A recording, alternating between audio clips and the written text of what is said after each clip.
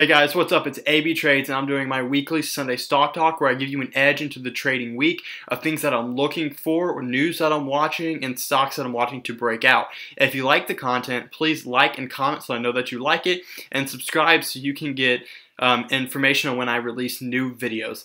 Alright guys, so as always, we're going to start with the news for the upcoming week. If you can see, upcoming on Monday, for Central Standard Time at 9 in the morning, we have USD major news of the non-manufacturing PMI report. To be honest, no idea what that is. All I know is that it will bring extra volume into the market, especially when we talk about SPY. This extra volume will result in a lot of volatility in the market. So just make sure you're not in a trade, or if so, you're prepared for that increase of volatility. When we go up on Tuesday, it looks like nothing too important. Wednesday, it seems that we have some important news for CAD, which does not directly affect us. That's the Canadian, I think. But at 2 or 1 Central Standard Time, this timer right here shows New York time, which is the time of the actual market. We have the FOM, or the Federal order, blah, blah, blah, blah. I don't really know. I just know it's important for the Fed meeting minutes, which is the report from last Friday when we had the release on that. And then on Thursday of this week, we have Fed Chair Powell speaks at 11 Central Standard Time. And then we also on Friday, almost first thing in the morning, before market opens in the morning, we have CPI, or the Consumer Price Index. And if you guys don't know why I don't know a lot of these names on the reports, it's because I don't read the reports necessarily. I just look for times when volatility will increase, and that's how I trade. So as always, we're going to start with SPY, and we're going to look at this. So we are on a daily chart, a 2-year, 1-day chart, and this is what we're going to look at our breakdowns for. So it looks like we had a short squeeze here on Friday with the news. So as you can see here, we bumped up into this resistance, and we started to pull back.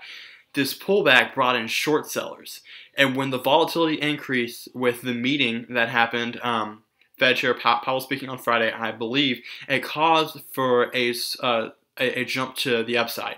This jump for the upside made all the shorts want to cover their positions. The covering of these positions means they have to buy back the stock, which increased and made what is known as a short squeeze.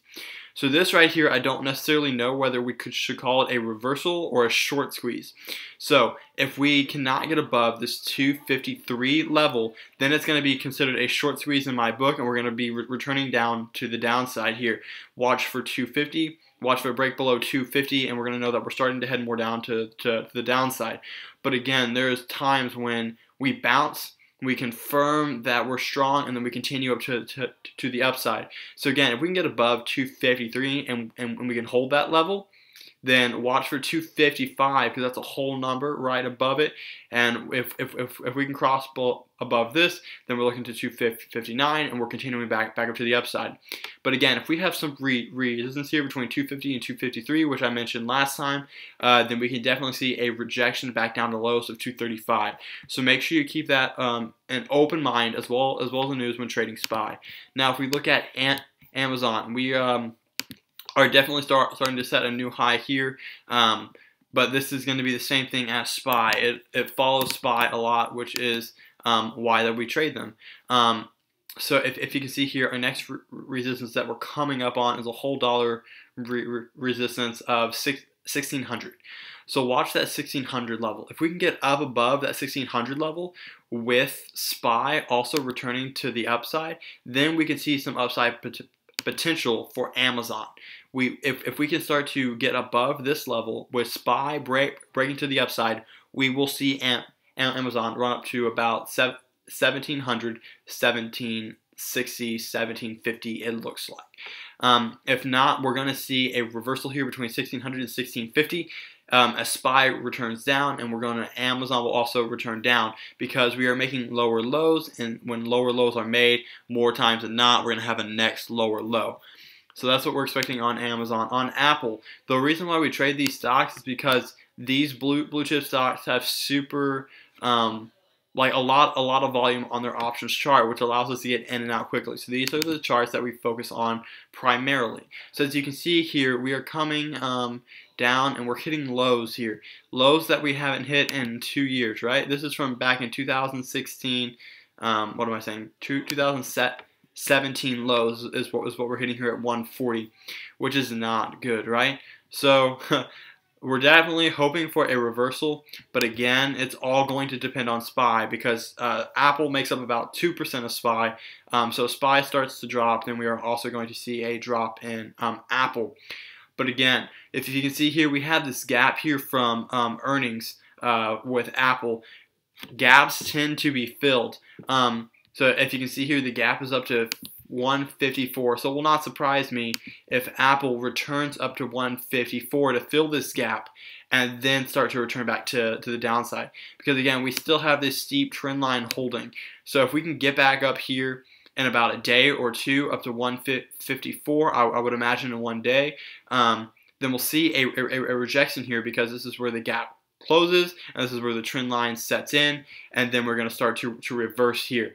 So if we maybe 1 day put in a huge green candle, we put in a consolidation indecision candle like this one, then we'll see a reversal back down to the downside, or at least that's what I'm expecting for Apple. If not, if we see resistance here at 150, then we're going to see a continuation to the downside. Again, if we break above this right here and start to make new highs, then that will be it for Apple. Facebook, same thing. We're expecting a run into this level of 139, 140 with this trend line that's holding it down. We're expecting a spike up into this region and then a push back down to 120 to form a lower low.